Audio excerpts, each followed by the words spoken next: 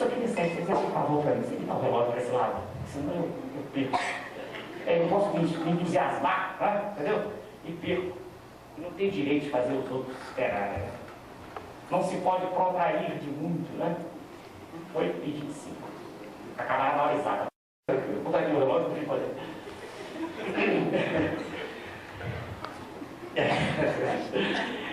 Na hora de despedir, eu prometi aos senhores que eu ia falar de ensino.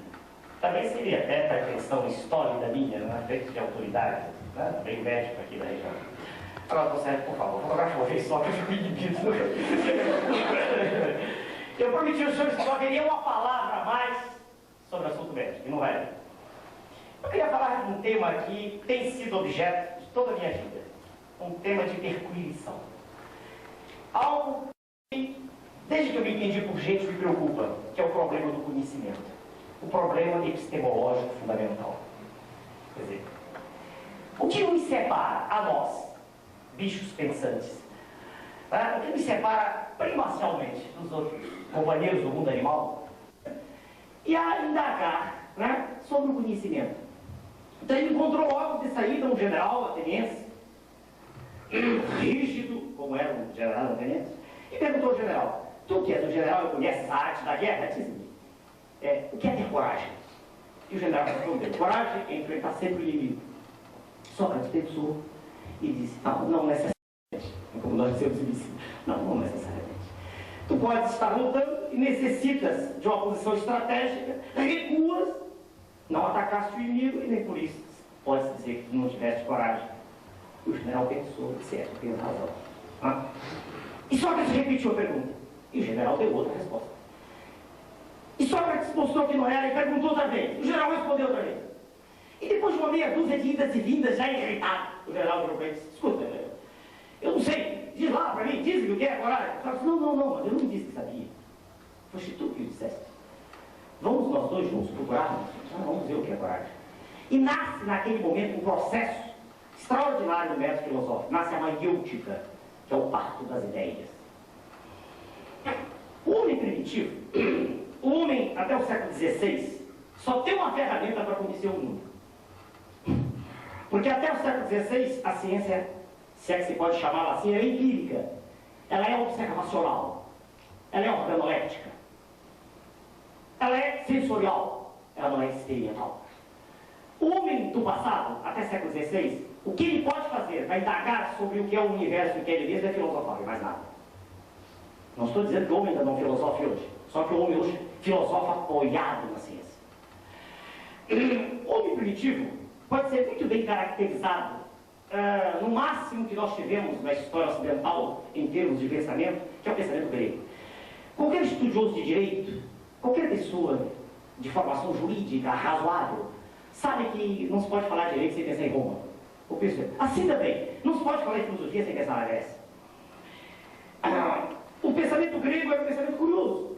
A gente pode dizer mesmo que na Grécia existe a protoforma de todo o pensamento que vem depois do mundo ocidental.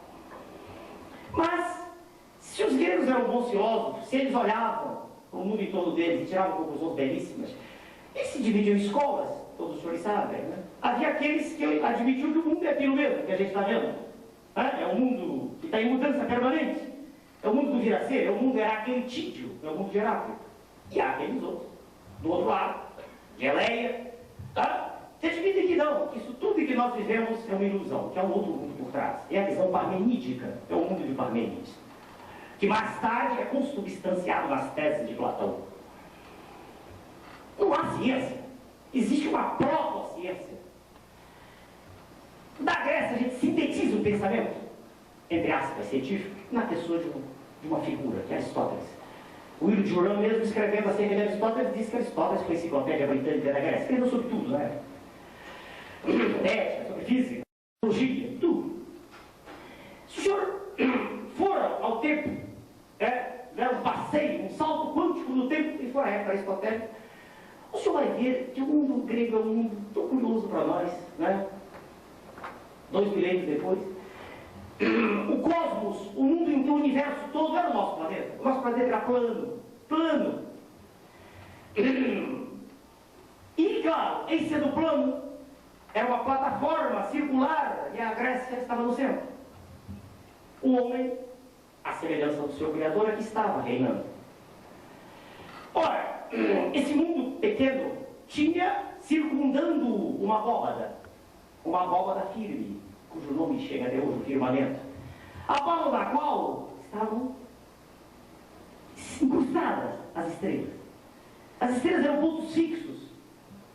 O constelário milenar em chamas estava ali feito para o deleite do Homo sapiens.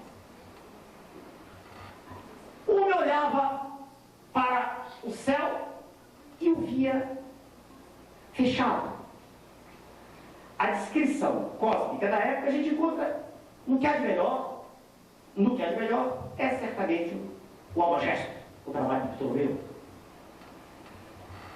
A terra fixa, criavam-se, em cima da terra fixa, criavam-se paradoxos.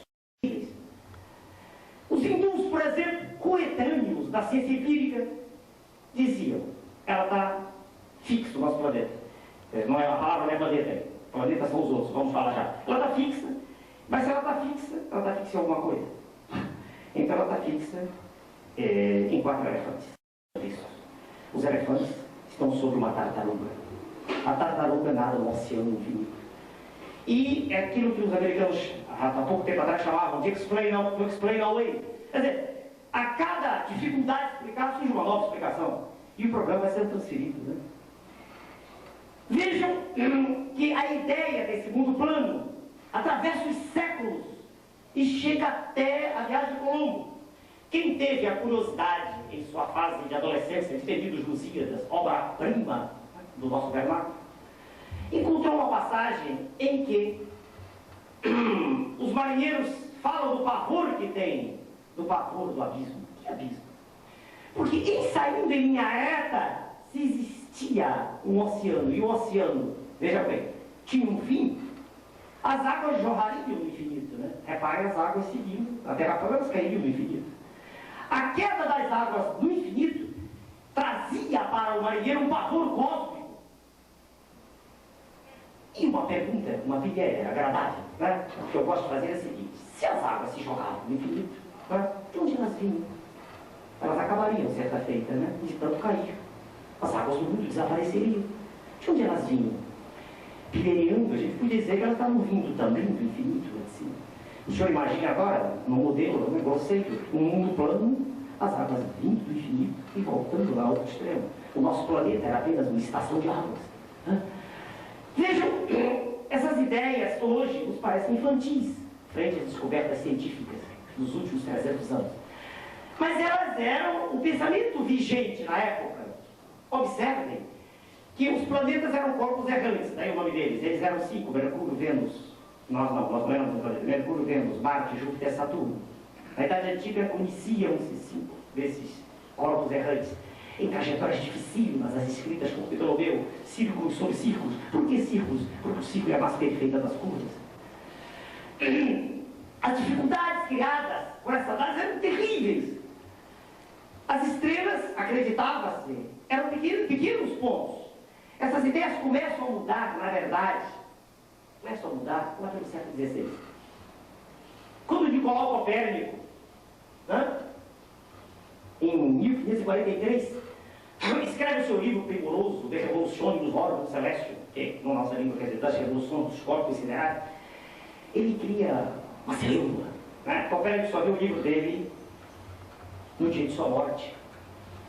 Porque ele tinha tirado, né, o centro do mundo daqui da Terra. O Sol era o centro do sistema.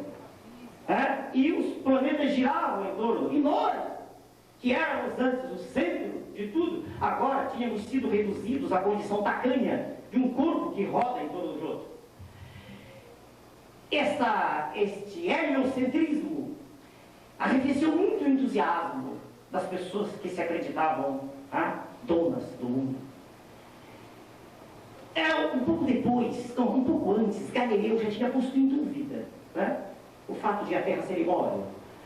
A abjuração de Galileu é um fato conhecido de todos, e há movimentos, os senhores conhecem, da Santa Igreja Católica, movimentos atuais, né, acerca do assunto. Pouco depois, no ano em que Galileu morreu, nasceu Newton. E, sem nenhum favor, na história da humanidade, homem de ciência não houve nenhum jamais que atingisse o nível de Isaac Newton. Homens de ação, sim. Não se poderia negar que um homem como Cromwell, um homem como Churchill, um homem como Hitler, um homem como Stalin, maus ou bons, não se pode negar que esses homens conduziram a humanidade para um lado ou para o outro. Erra qualquer pessoa que se esqueça de que Hitler é o responsável pelo mundo atual. Ora, com o advento de Newton, o pensamento científico teve a primeira revolução. A revolução que a gente pode dizer que é Galileu, Copérnico, Newtoniana. Newton desviou o fulcro, desviou o ponto de apoio do pensamento. O modo de conhecer, vejam, senhores, que era olhando para dentro, muda com Newton. Newton é o primeiro indivíduo na história da humanidade que explica a dinâmica dos corpos siderais. Kepler tinha tentado, Galileu tinha tentado, mas a síntese global se deve a Newton. Newton mostrou que os corpos siderais, sejam planetas, cometas, satélites, estrelas, estão ligados por elásticos celestiais invisíveis. Newton mostrou que onde houver matéria, um conglomerado material, esse conglomerado material atrairá um outro, com uma força bem definida, que é diretamente proporcional ao produto das massas e é inversamente ao quadrado da distância. A lei de Newton é universal, a lei da gravitação. A lei de Newton revolucionou o pensamento científico. Ser Isaac Newton foi ouvido e respeitado no mundo inteiro. Precisava Newton de uma ferramenta de cálculo para expressar de modo quantitativo os achados. E como essa ferramenta ele não possuía, ele a criou. É o primeiro exemplo da história do mundo. Newton de um lado, Leibniz do outro inventaram o cálculo diferencial. E com o cálculo diferencial em mão, quer dizer, tomando-o na mão, desenvolveram-se as leis do movimento dos corpos, a primeira lei, a segunda lei e a terceira lei do movimento. Quebrou-se a tese obsoleta aristotélica. Eliminou-se a tese de que um corpo, quando se propaga sob a ação de uma força. Não. Newton mostrou que força não produz movimento. Você quer nos falar disso um pouquinho no curso? Vontade sempre eu tinha de falar, mas não podia. Eu estava falando de eletrocardiografia. Mas hoje eu posso falar vontade. Né? No encerramento eu falo o que eu gosto. Muito bem. A força de Newton contaminou toda a comunidade científica. A Sociedade Britânica de Ciência exultava. A Sociedade Francesa. E o nome de Newton foi cantado em verso e prosa. Voltaire foi o arauto de Newton. As ideias de Newton se estenderam a todos os ramos do conhecimento científico. E como as ideias dele se estribavam no conhecimento matemático, o modo de pensar do homem passou a ser matemático. Já havia tentativas pequenas no passado, mas essas tentativas se corporificaram com Newton. Após Newton, o homem passa a dar um valor extraordinário à matemática, a tal ponto que se desenvolve o absolutismo científico no século XVI. No absolutismo científico, a gente chega às chamadas verdades, como, por exemplo, certa feita, em discussão de eminentes cientistas, ouviu-se a seguinte frase, que é atribuída a Sir William Thomson, Lord Kelvin. Se tu estudas um fenômeno e consegues exprimir-o com um número, tu sabes alguma coisa acerca dele. Mas se tu não consegues mensurá-lo, teus conhecimentos são parcos e insatisfatórios. E o número cresceu. Cresceu em força, em poder. E o crescimento do número não foi em vão. A análise matemática dominou a Terra e o céu. A mecânica celeste se impôs.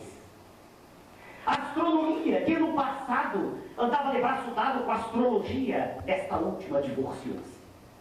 A astrologia ganhou foro. A astronomia ganhou foro de ciência. Começou o desenvolvimento de uma ciência chamada astrofísica. Media, agora não mais era astrometria, não mais se determinavam distâncias, isso já se fazia desde a Grécia Antiga. Desde a Grécia Antiga se tinha ideia das distâncias dos planetas mais próximos de nós.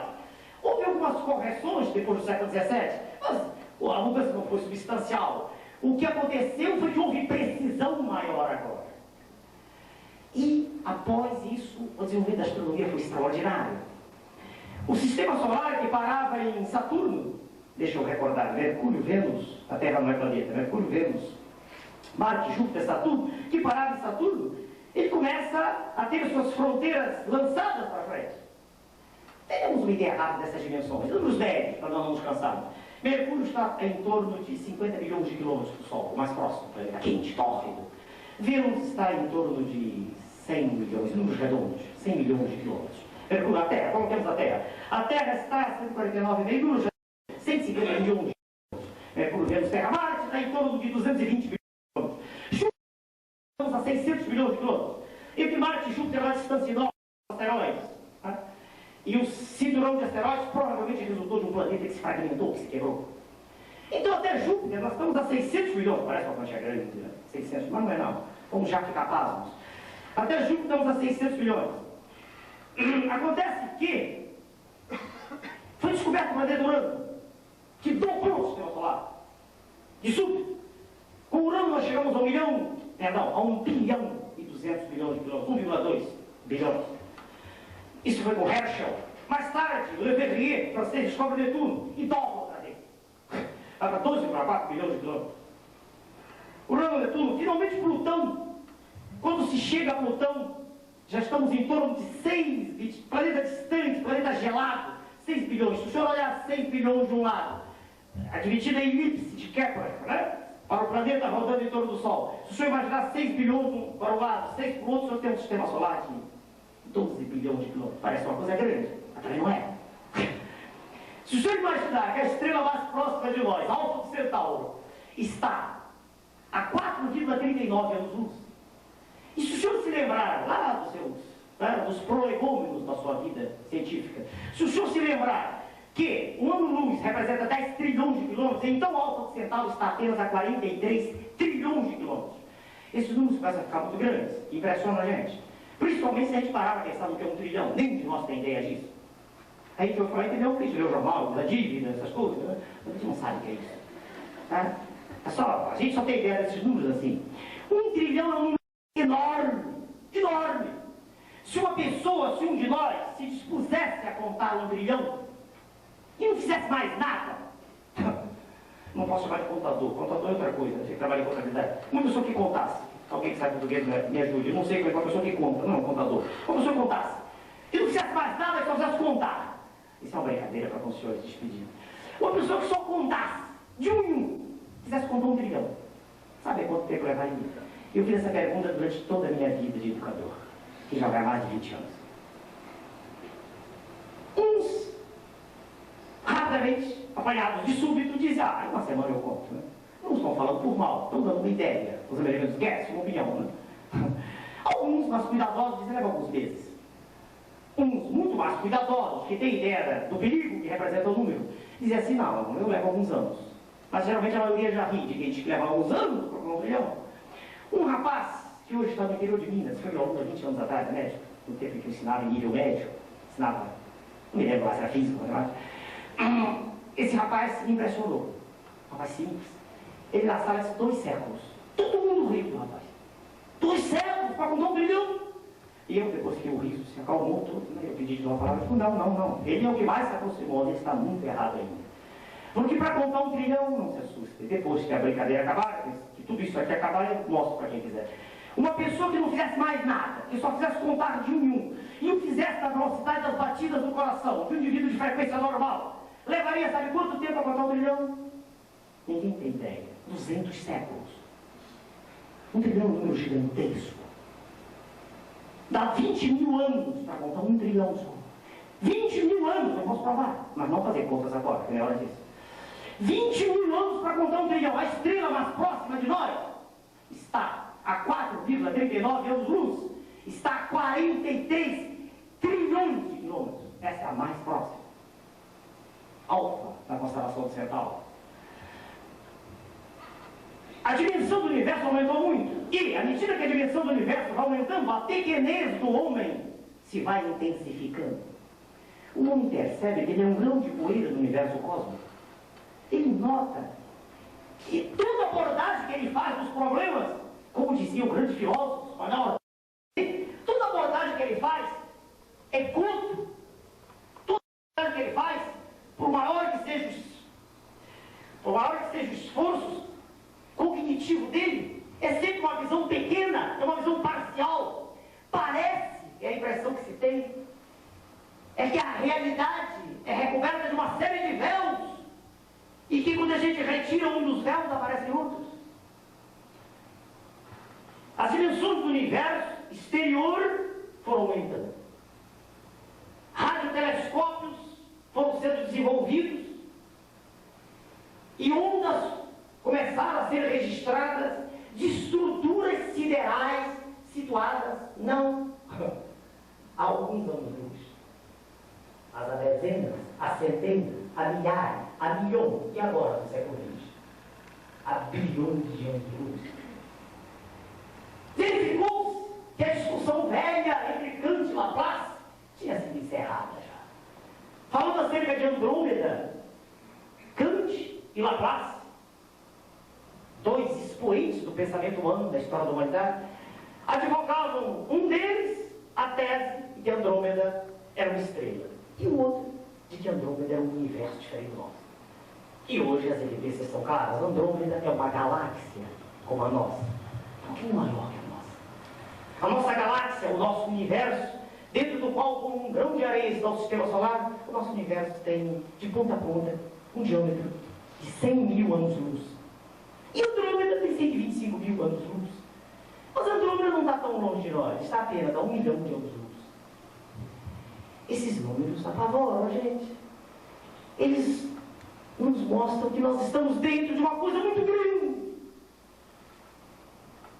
Se, num certo instante, a gente, do ponto de vista da esfera cognitiva, epistemológica, a gente volta para o interior, a gente se assombra. Nós não estamos, à medida que temos conquistado degraus cada vez mais altos da ciência, nós não estamos nos afastando do pensamento místico, muito ao contrário. Se um Criador existe, ele é muito maior do que tudo aquilo que era pregado antes. Mas ao lado desse estiramento, ao lado dessa ampliação das dimensões cósmicas, ao lado disso, no século XIX, o homem recebe um solavanco, né, nos seus alicerces. Né? A figura de Charles Darwin, em 1831, mais uma vez, né, balança as convicções do homem. Charles Darwin, em 1831, através de sua viagem, que o notabilizou pelo mundo, observou semelhanças muito grandes entre os seres vivos no nosso planeta. Darwin verificou, não como, meu Deus, tanta gente fala, por análise perfunctória dos problemas. Darwin verificou, não como descendo do macaco, nada disso. Darwin verificou que a família biológica do planeta é uma só.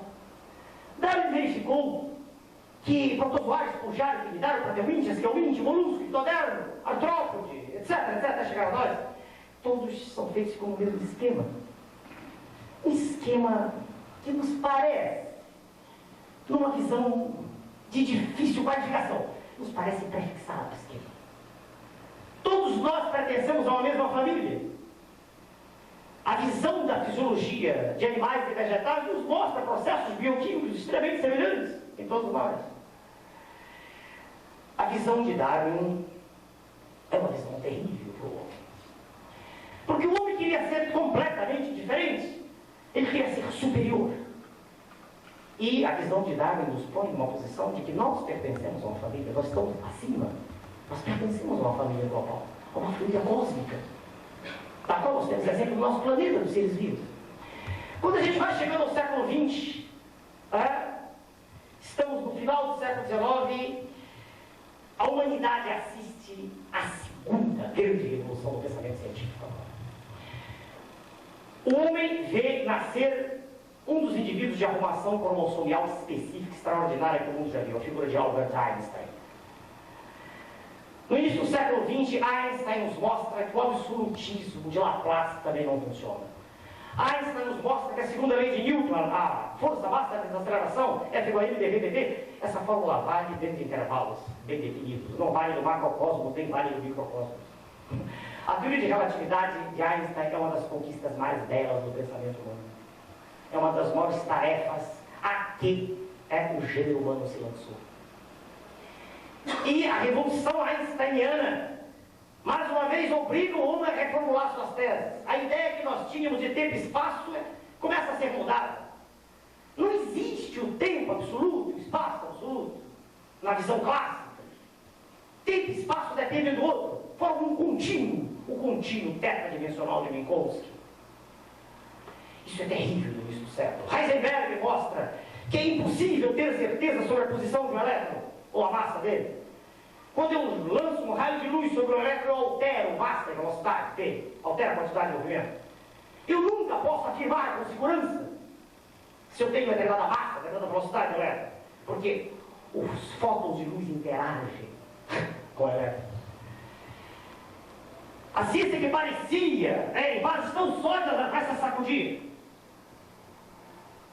Henri Poincaré diz assim: o sentido de medida é tudo relativo.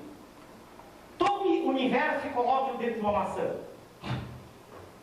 Se tudo for reduzido na mesma proporção, e o raio de luz continuar se propagando com a mesma velocidade, nenhum de nós notará a diferença. O grande e o pequeno se confundem, o longe e o perto. O século XX é terrível. As descobertas da ciência começam a ser usadas e de forma incontrolada. O homem, na década de 60, no início, descobre a síntese proteica. Jacques Monod, na França, e François Jacob decifram o mecanismo cibernético da síntese microscópica de proteína. E a proteína, que era a base da vida, a base de opário, lembram? Ela agora é destrinçada, esmiuçada. E o código genético verifica-se com Jacob e Monod, prêmio Nobel, verifica-se. Ele está escrito, não é na proteína. Ele está escrito na molécula de DNA. E mais do que isso, mais sério ainda, verifica-se que a linguagem cibernética do modelo DNA e RNA-proteína é a mesma para todos os seres vivos. Intimidade da matéria, o homem, com a sua pretensão histórica de poder conhecer, ele produz a fissão da matéria. E o exemplo disso todos tiveram em Hiroshima e Nagasaki.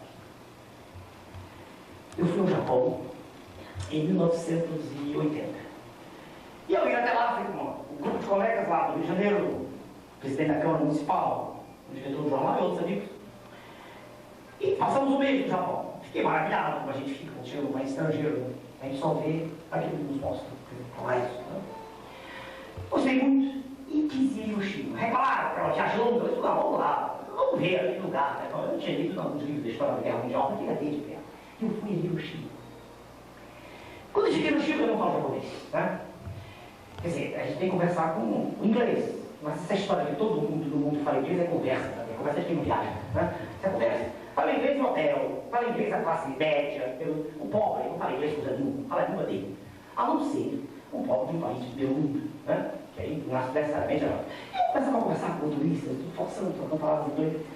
Ninguém em Hiroshima fala do desastre nuclear. Impressionante. Eu sou um solitário, igual quase. Eu sou de puxar conversa. Eu faço a pessoa falar, mas eu não tive resposta. Então fomos ver o turista dele, foi o Museu do Horror. O homem no planeta como um ser social. Eu vejo o homem obrigatoriamente sempre tendo que pensar naquele que está do seu lado. E não ficar de braços cruzados diante de uma sociedade desigual, desumana, que separa os indivíduos por questões de raça e de origem. Eu sou radicalmente contra toda e qualquer forma de discriminação.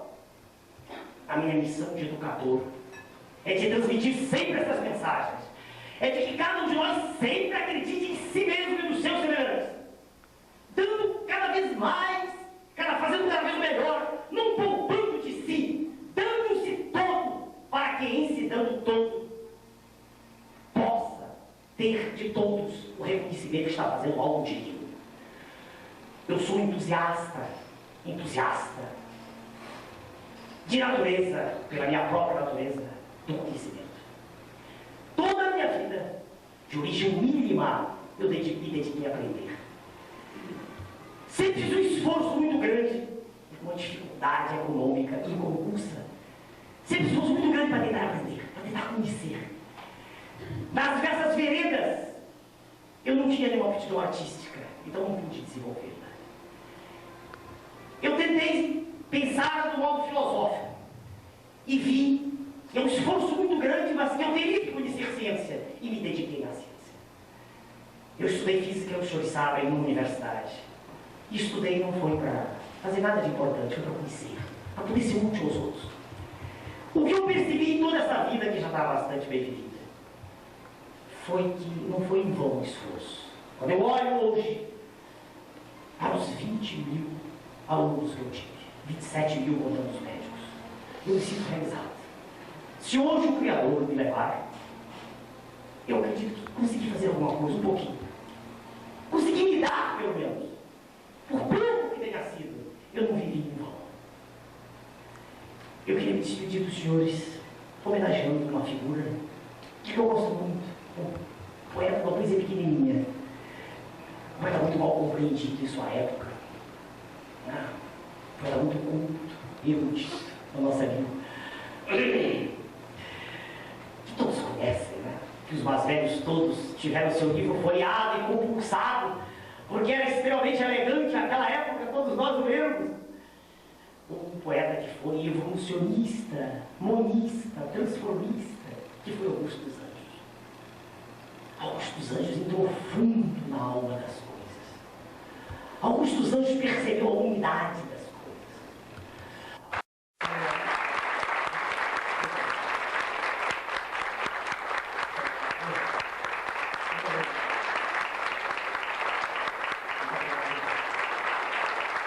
Muito obrigado.